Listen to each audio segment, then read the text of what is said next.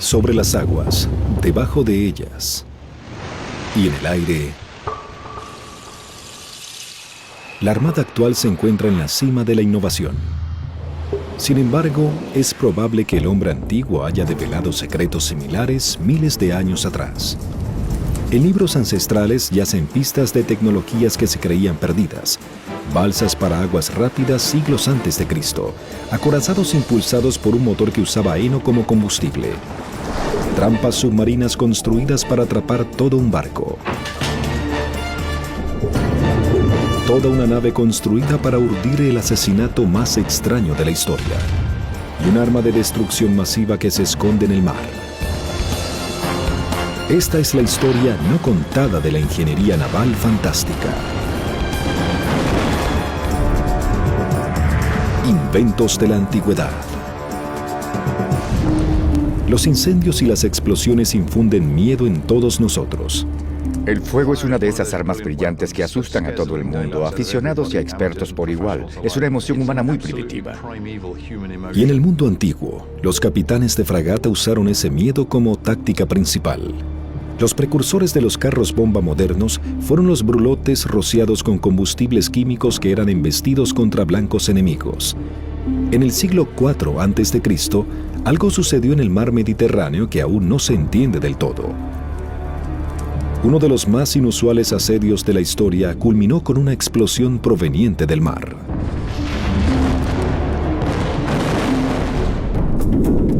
En el 332 a.C., la isla de Tiro, en el Mediterráneo, estaba en una encrucijada de una guerra entre los macedonios y los persas, las superpotencias de la época. El líder de los macedonios era el general más grande del mundo antiguo, Alejandro Magno. Cuando Alejandro Magno invadió el cercano Oriente, pronto se dio cuenta de que los fenicios, aliados de los persas, dominaban el mar. La única manera de acabar con ese dominio era conquistando sus bases. Así que fue por Tiro, la gran base naval de los fenicios. Tiro es una isla ubicada a casi 1 kilómetro de la costa, rodeada de aguas de 9 metros de profundidad. No tenía una flota cuando comenzó el asedio, así que decide construir un enorme paso elevado para llegar a la isla y tomar la ciudad de Tiro. El elevado, conocido como un muelle, es considerado una de las hazañas más audaces que se ha intentado en la historia de la guerra. Los hombres de Alejandro comenzaron a construir una plataforma hacia la isla con piedra pulverizada y soportes de madera. El mayor peligro que el paso elevado representa para los fenicios son las grandes torres de asedio al extremo. Los fenicios tienen que destruirlas. Alejandro comienza a arrastrar sus gigantes y pesadas máquinas de asedio a lo largo del elevado. Cuando éste alcanzara la isla, estaría listo para atacar inmediatamente.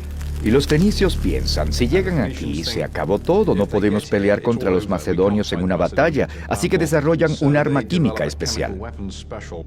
Los fenicios construyeron un barco que cargaron con maleza y madera seca. Encima de estos materiales altamente combustibles, montaron calderos repletos con una misteriosa mezcla acelerante. El objetivo era remolcar el arma en 2 pequeñas vasijas y hacer embestir el barco mortal contra el muelle para que explotara una megabomba de fuego. La cuestión que los arqueólogos ahora investigan es qué había en esos calderos que produjo una bomba de fuego de 150 metros de extensión.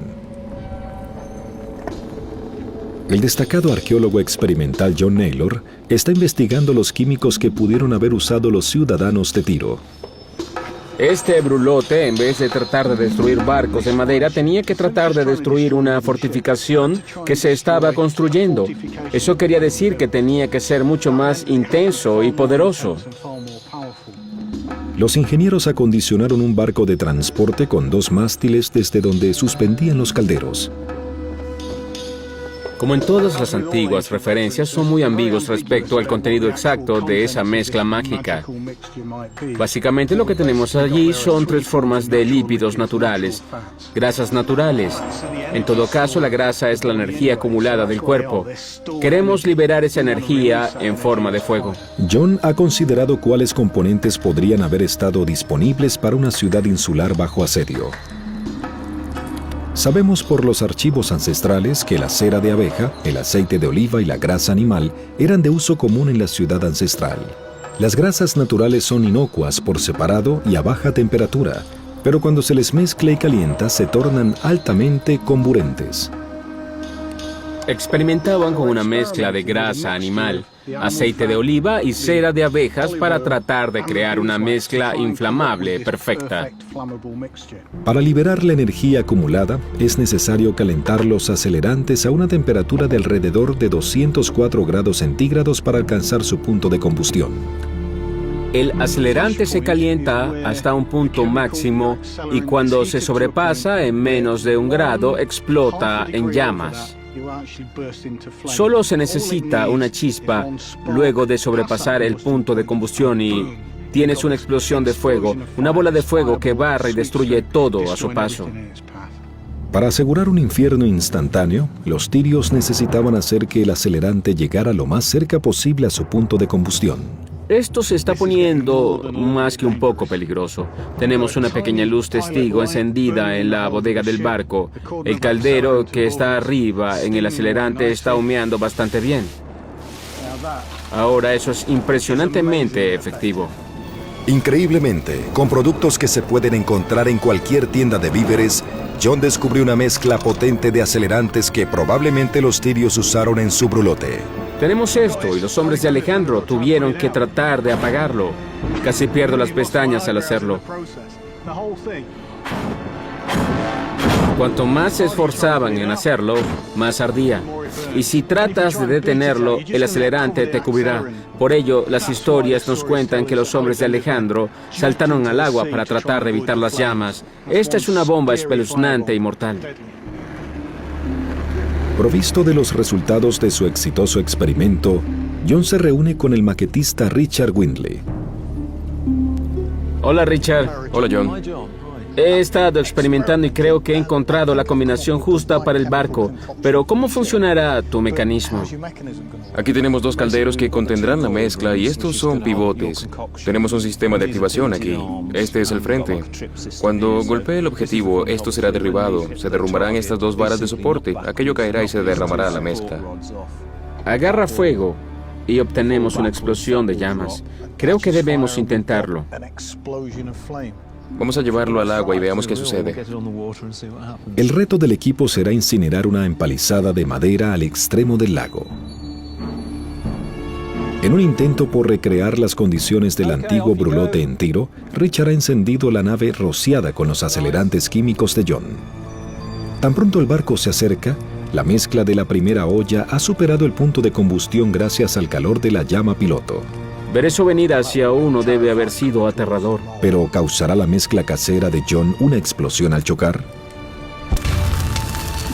En el primer impacto, en donde tenemos prácticamente tazas de té repletas de ese químico que cae en un barco ardiente, explotó a través y por encima del agua.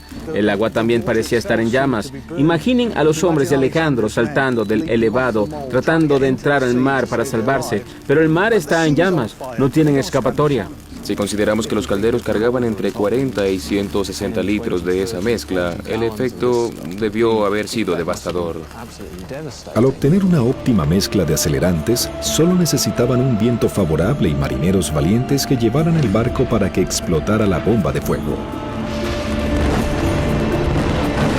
El barco funciona a la perfección.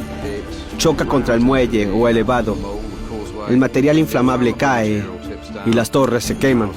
Los efectos devastadores del antiguo brulote deben haber sido similares a un incendio en un buque petrolero de nuestros días. Alimentados por el viento y un punto bajo de combustión, incendios químicos todavía pueden causar calamidades en el siglo XXI. A fin de cuentas, el intento de los tirios de repeler a Alejandro no fue suficiente para vencer al más grande general del mundo antiguo. Probablemente el cambio de la situación del asedio de Tiro se debe a que el rey de Chipre envió sus flotas en apoyo a Alejandro. Al contar con superioridad naval, los tirios estaban prácticamente condenados. Pero a veces el blanco de una máquina mortal naval no eran los ejércitos o máquinas de asedio. Hay evidencia de un extraño intento de usar todo un barco para cometer un solo asesinato en contra de la última persona que pensarías que alguien quisiera matar. La nave fue un invento del emperador más joven en la historia de Roma. El emperador Nerón fue un hombre malvado y estaba lo suficientemente demente para pensar que era un gran artista teatral. Nerón gobernó Roma en su apogeo en el año 54 a.C., cuando el imperio se extendía desde Oriente Medio a Europa Occidental por más de 6.000 kilómetros de tierra. Era una cantidad de poder sin precedentes en manos de alguien tan joven. Más tarde en la historia clásica, Nerón cae como uno de los peores emperadores de todos los tiempos. Es un hombre demente, malo, psicópata y malvado como Edipo. La brutalidad de Nerón se extendió incluso a su propia familia. En el año 59 a.C., luego de enojarse con su madre Agripina, Nerón decidió asesinarla. Nerón no puede ejecutar abiertamente a su madre porque ella es muy popular, así que debe planificar un accidente. Para ejecutarlo, recurrió a la ayuda de un personaje tan extraño como el mismo emperador. El amigo de Nerón, Aniceto, con quien creció y quien estaba a cargo de una de las flotas romanas, fue el ideólogo de la muy extraña idea, tan rebuscada que es casi increíble, de atraer a Agripina a un barco especialmente preparado y en donde con suerte moriría con alguien de su séquito. El barco preparado se conoció como el yate de la muerte de Nerón. Desde casi 2000 años nadie ha descubierto cómo funcionaba.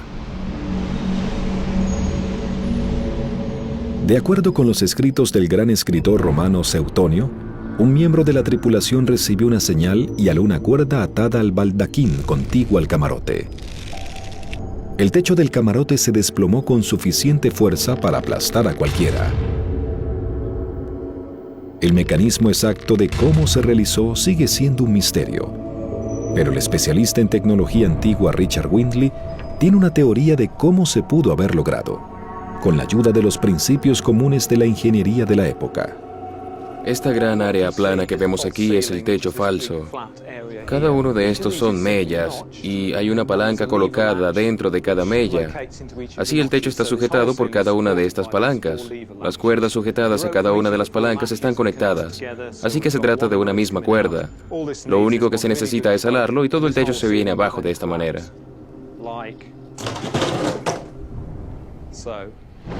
El pretexto para traer a Agripina al barco fue una cena a bordo, pasando por la costa desde la ciudad de Bayas al oeste de Italia. Mientras Agripina y sus dos sirvientes descansaban en el camarote, se dio la señal. Toneladas de plomo hicieron caer el techo y uno de los sirvientes murió inmediatamente. Pero el plan tenía una falla. Agripina estaba acostada en un pesado diván en el camarote, que la protegió de la caída del techo. Sobrevino el caos. Muchos de la tripulación cayeron por la borda. El barco maniobró en la oscuridad, buscando a Agripina. Desinformados del intento de asesinato, uno de los invitados se hizo pasar por la reina con la esperanza de ser rescatada rápidamente. Una amiga que está nadando cerca de ella grita: "Soy Agripina", y pronto es golpeada con un remo hasta la muerte. Parece que Agripina se dio cuenta de lo que había sucedido. Agripina muy sabiamente se queda quieta, tiene una lesión en el hombro, pero nada hasta encontrar un bote de pesca que la lleva a tierra. Para asesinar a su madre, Nerón tuvo que recurrir a un método romano mucho más tradicional. Tuvo que recurrir a lo que se diría la forma más fácil de liquidar a alguien en el mundo antiguo: clavarle un cuchillo. A pesar de lo ingenioso del atentado de Nerón contra su madre en el mar, el yate de la muerte era simplemente demasiado elaborado. Ciertamente, muchas invenciones navales antiguas eran muy elaboradas, otras verdaderamente podían haber funcionado. En acecho bajo la superficie de las aguas antiguas yacía una trampa que ningún marinero de entonces ni de ahora querría experimentar. Las superpotencias de hoy están en una constante batalla para proteger sus puertos de los ataques de enemigos y el contrabando. Desde Nueva York a Hong Kong, todos los puertos principales tienen sus propias medidas de seguridad de alta tecnología para garantizar la protección de sus ciudadanos, el cargamento y las rutas comerciales. En el mundo antiguo no era diferente. Los puertos y sus ciudades eran el centro de todos los estados antiguos y medievales. Ellos son las puertas de entrada de los estados de esos períodos. Son de gran importancia para los principales imperios en el camino a la modernidad. Pero su importancia los convirtió en el blanco de invasiones y ataques. Los puertos son muy difíciles de defender, las flotas pueden aparecer de la nada y en una mañana nublada puede llegar una flota enemiga. Italia, siglo XV. Con el Renacimiento, las ciudades portuarias en toda Italia experimentaban un incremento de bienes y oportunidades, lo que las convertía en blanco principal de piratas que buscaban esclavos y botines. No existía una fuerza policial náutica ni una armada. No hay nadie que te proteja de amenazas. El Mediterráneo se encuentra en una encrucijada cultural. A lo largo de la costa meridional del Mediterráneo hay ciudades-estado musulmanas que viven de los corsarios, patrocinadas por la piratería. Su trabajo es hacer dinero tomando botines y esclavos que vendían en los mercados de Argel, Túnez y Trípoli. Pero al igual que oro y joyas, los piratas buscaban un premio más siniestro. Uno de sus objetivos era capturar a la generación más joven. Los niños son muy atrayentes, los puedes criar en una religión diferente, les puedes enseñar diferentes habilidades. Si son bien parecidos, los puedes vender a un alto precio. Las ciudades portuarias estaban desesperadas por desarrollar sistemas de seguridad naval para proteger sus bienes y sus propios niños. El ingeniero que pudiera ofrecer una solución se iba a convertir rápidamente en una celebridad. Los ingenieros son enormemente importantes. Tratas de usar ingenieros locales porque es más factible que sean leales. Se busca afanosamente ingenieros militares y se les paga muy bien. Pero el reto era complicado. Un sistema de defensa debe proteger el puerto de los enemigos al mismo tiempo que permita entrar y salir libremente los botes amigos que traían bienes a la ciudad. Tenían que encontrar un sistema de restricción de zona que no dejara entrar a los chicos malos y que pudieran construir con los materiales a disposición. En manuscritos italianos del siglo XV, el equipo de inventos de la antigüedad encontró evidencia de una serie de extraños dispositivos mecánicos submarinos. Máquinas que fueron diseñadas como respuesta a los barcos enemigos que emprendían redadas en sus costas. La más radical se conoce como el rompequillas, un dispositivo de perforación de los cascos de los barcos para proteger las lagunas y pantanos de los ataques piratas. Es un sistema para ser utilizado en aguas bastante llanas. No es un sistema de aguas profundas, es para detener balsas ligeras de piratas que se acercaban y no barcos de guerra pesados. Pretendían clausurar áreas acuáticas relativamente bajas. Los dibujos se adjudicaban a un ingeniero y artista misterioso del pequeño estado de Siena en el siglo XV. Su nombre era Tácola. Sabemos que él administraba para Siena y que esculpía un poco, pero no sabemos bien en dónde ubicarlo como profesional. Fue ciertamente muy preciado en Siena y muy ingenioso. Hizo estos dos grandes manuscritos que demostraban lo que podía hacer. El concepto de Tácola del rompequillas consistía en que cuando el mecanismo de activación era presionado por el casco de un barco enemigo, un contrapeso caía y liberaba un gancho que subía y penetraba o rompía el casco de la nave enemiga. El problema es que no sabemos si era solo una idea en papel o si en realidad lo utilizaron. El equipo de inventos de la antigüedad y el maquetista Richard Windley recrean un modelo. Si funciona, sugiere que sí pudieron haber utilizado el diseño.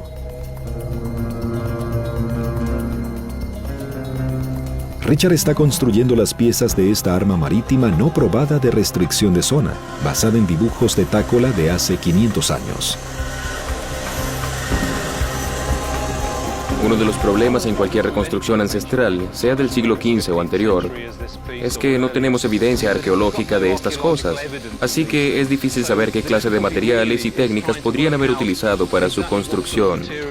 Consiste entonces en considerar qué clase de materiales tenían a mano y cuáles eran las técnicas con las que estaban familiarizados y que usaban comúnmente. Llevó su máquina al escenario acuático de los estudios Pinewood, hogar de la franquicia fílmica James Bond, para ejecutar unas pruebas. Realmente no hay indicios para pensar que en los tiempos de Takola no se habría hecho de una manera similar. Es decir, las partes las producían en un taller local y luego las transportaban a la orilla del lago, en donde las ensamblaban y las sumergían en el agua. Para la reconstrucción de la máquina, Richard utilizó madera tanto natural como aserrada. Para las partes de metal, Richard usó acero templado, mientras que Takola pudo haber usado hierro. Estos son todos los componentes del rompequillas ensamblado en su versión final. Tenemos un marco de madera muy pesado para hundirlo en el fondo de la laguna hasta que esté bien situada. La principal parte actuante es este brazo, que es muy similar a un fundíbulo. Tenemos un brazo largo, un gran peso en un extremo y el proyectil, que en este caso es como la punta de una flecha grande de acero. Este brazo, bajo la influencia del empuje gravitacional del peso, se volteará a una gran velocidad. La idea es que impactará al barco enemigo. Esta es la réplica del rompequillas. Así es. El profesor de historia naval Andrew Lambert, quien ha estudiado los bocetos de la máquina detalladamente, se ha unido a Richard, pero nunca ha visto una. Ambos hombres navegan en aguas desconocidas. Ninguno sabe cómo se comportará realmente el dispositivo en el mundo real. No es una sorpresa si logras verlo todo. Bueno, eso es cierto. Lo primero es saber si los principios básicos de la máquina son sólidos. Andrew alará la cuerda para soltar el gatillo del arma. Yo me pararé al lado para tener una idea de cuán rápido viaja el proyectil y hasta dónde llega. Bien. Cuenta regresiva. 3, 2, 1. Ala.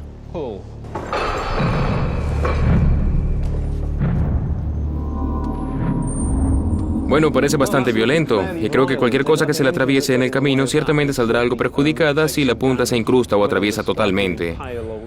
Depende, creo, de cuán sólido sea el bote, pero no hay duda de que hay mucha potencia en el aire. El rompequillas parece ser la trampa perfecta para barcos antiguos, pero ¿lo era en realidad?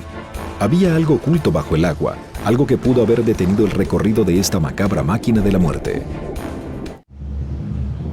De todas las innovaciones navales creadas en el mundo antiguo, pocas parecen ser menos efectiva que esta. Un dispositivo llamado rompequillas. Una forma verdaderamente aterradora de garantizar la seguridad interna. ¿Pudo acaso el rompequillas hundir barcos y herir a los marineros a bordo? Creo que el problema es la profundidad del agua. La presión frenará el movimiento del brazo y el descenso de la carga, lo que hará que la máquina sea menos dinámica de lo que es en el aire. Se trata de saber si logra el efecto necesario y si acumula la cantidad de movimiento suficiente para clavarse en la madera e introducir esa punta en un costado de la nave.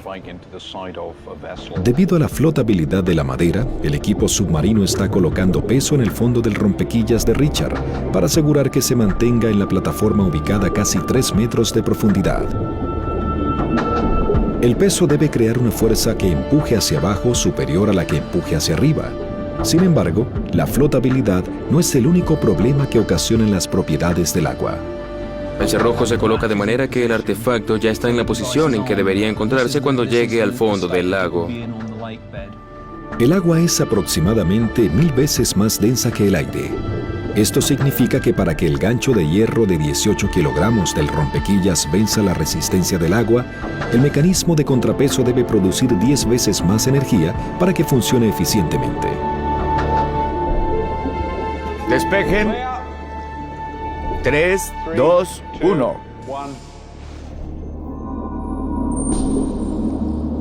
Tal como lo pensamos, las características hidrodinámicas hacen que el peso y el brazo se frenen. El brazo es mucho menos agresivo en el agua que en la tierra. Pero la potencia generada por el mecanismo de contrapeso podría ser suficiente para atravesar el casco de una nave. El equipo probará la teoría usando un trozo de madera de 10 centímetros similar a la del casco de un barco pirata. Lo que esperamos de esta prueba es que el arma tenga suficiente energía para asegurar un espacio en un lado del barco y así perforarlo. Es difícil hundir los barcos de madera porque ese material flota relativamente bien. Por eso atravesarlos y retenerlos es la forma más rápida de enfrentarlos, porque te permite hacer lo recomendable con los barcos de madera, que es matar a la tripulación y así apoderarse del barco. Una vez dispuesto el mecanismo, llega el momento de la verdad para el equipo de investigación del rompequillas. Andrew usará cuerdas para activar el mecanismo desde la superficie, mientras que Richard analizará el funcionamiento de la máquina desde una ventanilla submarina. 3, 2, 1, liberen.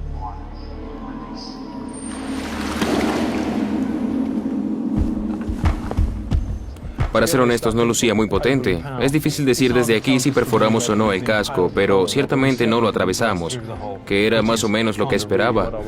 Eso arroja dudas sobre la eficacia de la máquina. Los resultados de la prueba final muestran que mientras el rompequillas puede haber sido utilizado para atrapar la nave enemiga, la máquina de Richard fue derrotada por las fuerzas de la hidrodinámica. Fue una idea interesante basada en una tecnología probada en tierra, el fundíbulo, y que llevaron al mar. Y el hecho de que está bajo el agua se ve afectado su funcionamiento, lo que significa que no es tan eficaz como se pudo haber creído. El mecanismo de contrapeso simplemente no tiene suficiente potencia como para vencer la resistencia del agua. Lo más importante es que la tecnología no es un proceso en línea recta. Las armas creadas por la tecnología no pasaron directamente de palos y piedras a las que conocemos hoy sin que antes se cometieran infinitos errores. No se trata de una línea recta. En definitiva, la razón por la que el diseño de Takola nunca despegó es que la inversión que implicaba construir una máquina semejante nunca hubiera podido recuperarse con las victorias militares. Buscas otra tecnología, inviertes tu dinero en algo más y finalmente ese algo más será un cañón. Los ingenieros antiguos como Takola no solo estaban interesados en detener los barcos, sino también en hacerlos andar. La ciencia de mover un objeto hacia adelante es conocida como propulsión. La propulsión ha permitido al hombre conquistar los océanos, el cielo y el espacio exterior. La propulsión, en términos sencillos, es el empuje que se produce en un vehículo como resultado del movimiento de un fluido o combustible. En el caso de un helicóptero, las hélices fuerzan el aire hacia abajo. En los barcos, el agua es empujada hacia atrás mediante una hélice, paletas o un chorro. En un avión, el aire es empujado hacia atrás por un motor y mueve el vehículo hacia adelante en el aire o en el agua. Pero en el mundo antiguo, los inventores trataban de desarrollar ideas que dieran resultados de forma gratuita, como un carro que pudiera rodar sin gasolina o un barco que no necesitara aspas. Takola, el aventurero ingeniero medieval, propuso un bote que no necesitaba potencia más que la de la corriente del agua que fluía debajo de él. El ingeniero en biomimética William Megill investiga los principios mecánicos de ese diseño en su laboratorio en el Reino Unido. Revisamos los diseños y planos de Takola e hicimos los cálculos. Estudiamos el álgebra de la fuerza que necesita para funcionar y el próximo paso será dibujarlo en un programa de diseño o de ingeniería. Una vez que tengamos todas las dimensiones listas, podemos imprimirlo y correrlo a través de una máquina de prototipo rápida. Y bueno, estas partes plásticas son las que salen de la máquina de prototipos. En los tiempos de Takola no existía una solución automatizada para poder viajar a contracorriente en un bote. El Dr. Megill probará las velocidades de los botes usando un túnel de agua que recrea condiciones de la corriente cuesta arriba. La cuerda está atada al extremo del puente y él tendrá la cuerda atada alrededor del eje de las ruedas giratorias. Y luego, cuando el cigüeñal gire con la corriente del río, la cuerda se irá atando alrededor del cabrestante, y ello es lo que mueve el bote hacia adelante en el agua. El experimento permitió descubrir que aunque el bote de Takola no habría roto ningún récord de velocidad, sí habría funcionado a contracorriente. Cuanto más rápido fluya la corriente, más fuerza tienen las ruedas de paletas que permiten remontar el río más rápidamente. Teniendo en cuenta eso, podríamos hacer que funcione, y lo haría en la mayoría de los casos. Aún así, los principios y los materiales de algunas invenciones navales a veces eran muy avanzados para que los antiguos invirtieran en ellos, por lo que nunca tomaron forma. Este invento naval habría tomado 1500 años antes de que se viera su diseño en pleno uso en el agua. Quizás el ejemplo más extraño de propulsión naval se encuentra en un misterioso texto conocido como De Rebus Bellicas, un volumen de cuya autoría aún no tienen noticia los investigadores. La evidencia sugiere que en la antigua Roma, los ingenieros usaban un motor que funcionaba no con fuerza de caballos, sino de toros. En un antiguo panfleto encontramos una magnífica descripción de una nave de guerra romana impulsada por bueyes. Esta nave data de finales del siglo IV después de Cristo. El autor desconocido del manuscrito De Rebus Bellicas hizo la primera sugerencia de que un barco podía ser propulsado sin velas ni remos. Es un descubrimiento asombroso. Si sus teorías fueran ciertas, significaría que las embarcaciones autopropulsadas son 1000 años más antiguas de lo que creíamos.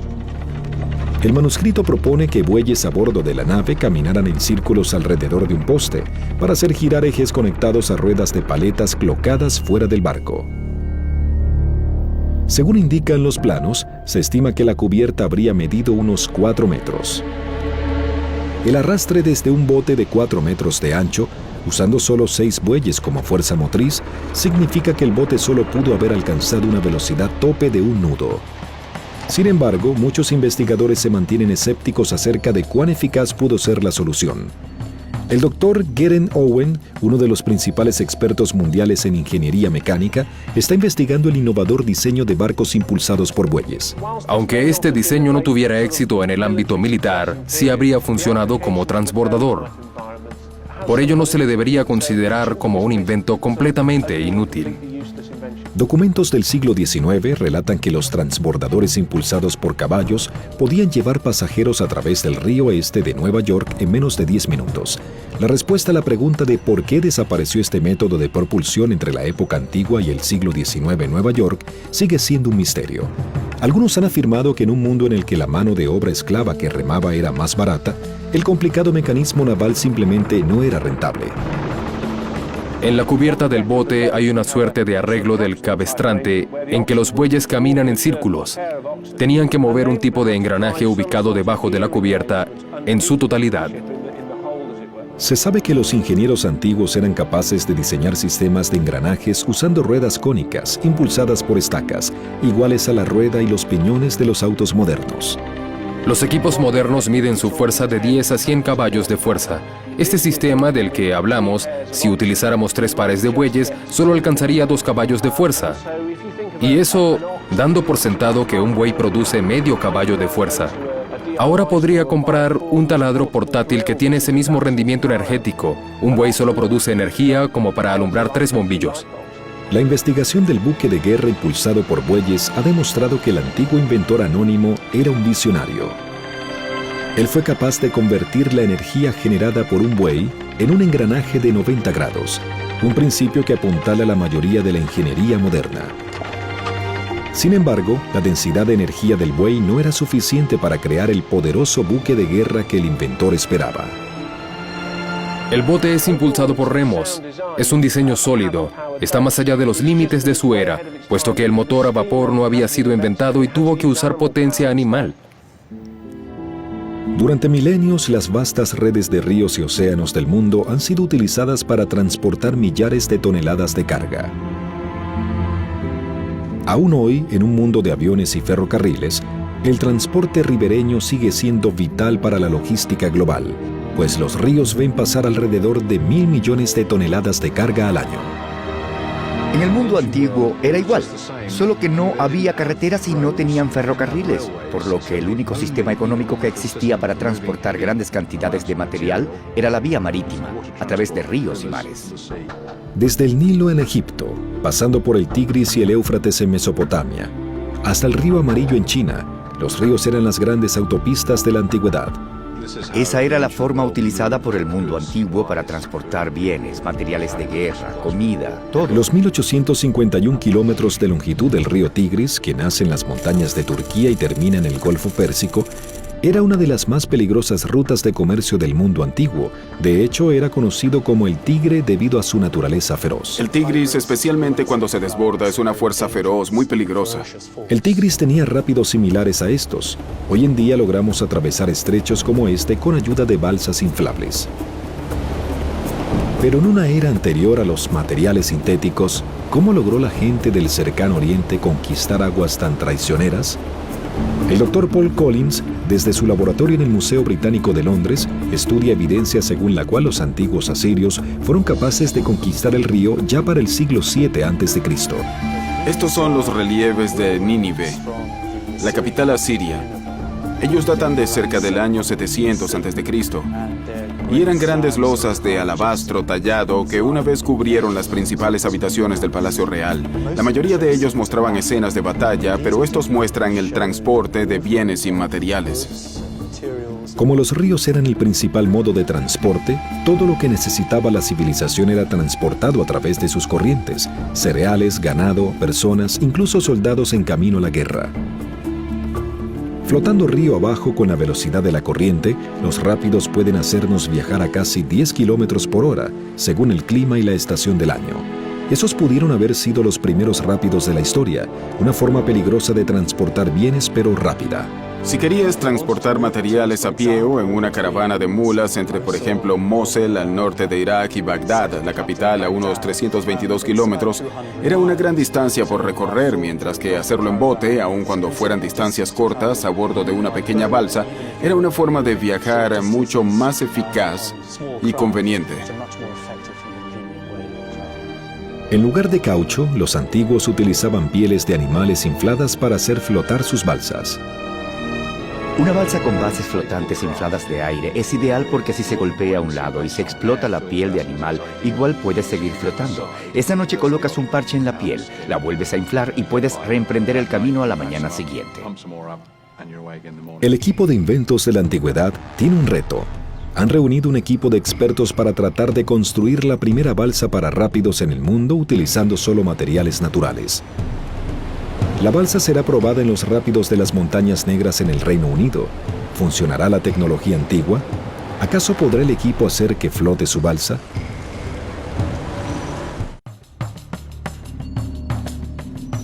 El equipo de inventos de la antigüedad está tratando de recrear una balsa de rápidos usando las pistas que dejaron en los relieves de 2700 de antigüedad para atravesar las peligrosas aguas del río Tigris, conquistadas 2500 años antes de la invención de los modernos materiales sintéticos. Por primera vez en miles de años, el equipo probará la antigua tecnología siria de balsas en rápidos naturales. La balsa era parte integral de la red de transporte asirio y a través de ellos llevaban de todo, desde pasajeros hasta bloques de piedra de 10 toneladas.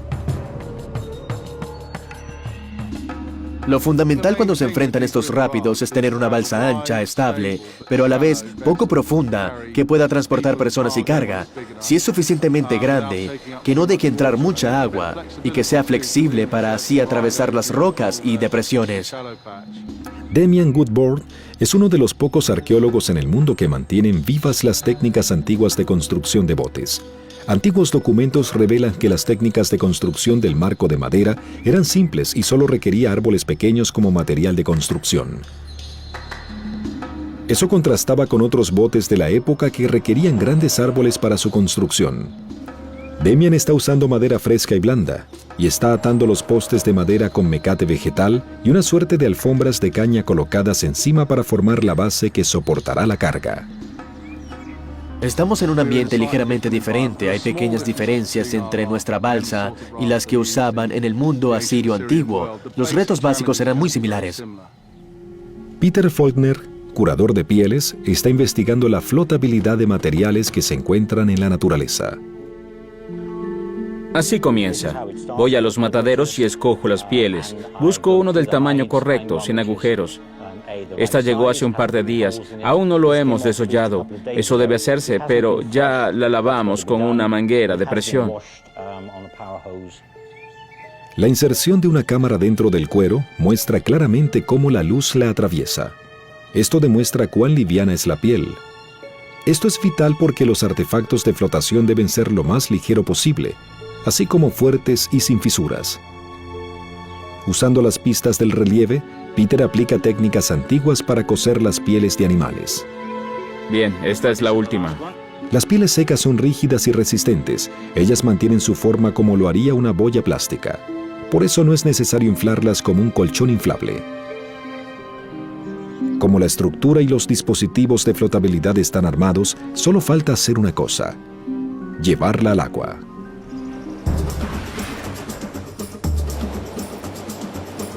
El río Wye corre por las montañas negras del Reino Unido.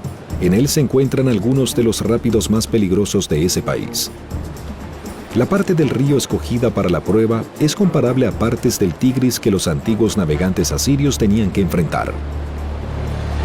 Honestamente creo que no pasará el primer rápido. Ya puedo ver las vejigas zafándose o rompiéndose antes de que lleguemos al primer rápido. Realmente es impresionante ver esta balsa, si tienes en cuenta que la balsa tiene 2000 años y fue construida con materiales naturales. Me parece que eso incrementa el riesgo y por eso es un poco desconcertante. El último paso es darle a las pieles una capa de material impermeable para protegerlas del agua. Estamos derritiendo la lanolina, que es muy sólida. Tenemos que calentarla para que se disuelva. Así funcionará. Luego pintaremos los flotadores. Eso los hará resistentes al agua, pero también les darán poco deslizamiento para que, si golpean una roca, eso ayude un poco. La lanolina es una mezcla de colesterol y de los esteres de los ácidos grasos. Se produce hirviendo lana de animales, como de la oveja. Si se aplica a la piel del animal, actúa como un sello resistente al agua. El equipo ya puede hacer el ensamblaje final. Luego de 2500 años de que fuera usado por primera vez, el equipo ha creado una balsa antigua asiria, tal como lo hacían ellos. Será interesante ver cómo esta tecnología antigua funciona en un río relativamente rápido. Es un reto para la pericia de los navegantes de hoy. Hemos hecho nuestra pequeña contribución y ahora es el turno de la gente que conoce el río y sabe cómo abordar un rápido. La balsa asiria tendrá que cargar 295 kilogramos de tripulación usando solo las pieles infladas de 4 animales. Creo que está flotando. Eso es un buen comienzo. Está flotando alto aunque está lloviendo y como sabes el río crecerá haciendo la prueba aún más interesante. Quitemos el peso y vayamos. La parte más peligrosa del trayecto es conocida por los de la región como el agujero infernal y es donde los expertos navegantes creen que la balsa puede romperse en pedazos. El trayecto de 3,2 kilómetros comienza con aguas relativamente calmas. Veamos si podemos mantener este ángulo, chicos.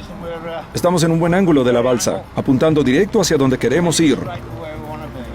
Dave Proctor, experto navegante, usa sus 25 años de experiencia de navegación en las partes más arriesgadas del río, de 15 metros de ancho.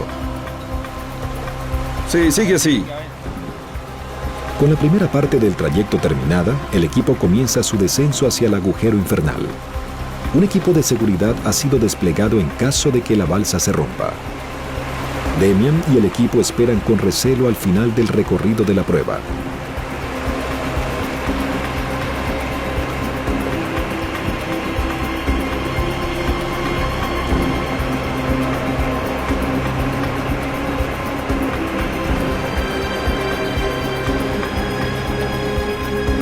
El bote de seguridad aparece, pero no hay señales de nuestros intrépidos navegantes.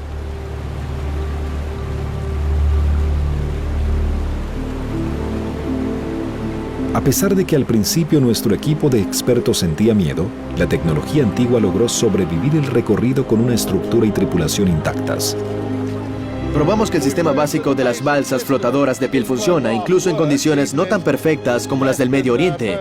Es un verdadero reto para los navegantes, aun cuando saben lo que hacen. Bueno, contra todos los pronósticos, aquí estamos. Fue una travesía muy emocionante. Un poco floja al final, pero la completamos de principio a fin. ¿Qué más podemos pedir? Balsas casi idénticas a esta recorrieron los rápidos del Tigris hace miles de años. Algunos de ellos cargaron hasta 40 toneladas de piedras o rebaños enteros de ganado.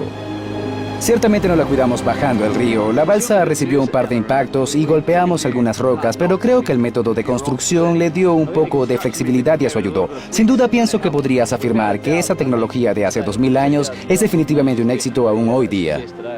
La prueba en la que se usó la piel de 4 animales y madera probó que la tecnología antigua fue más que capaz de enfrentar los rápidos del río Tigris hace 2500 años.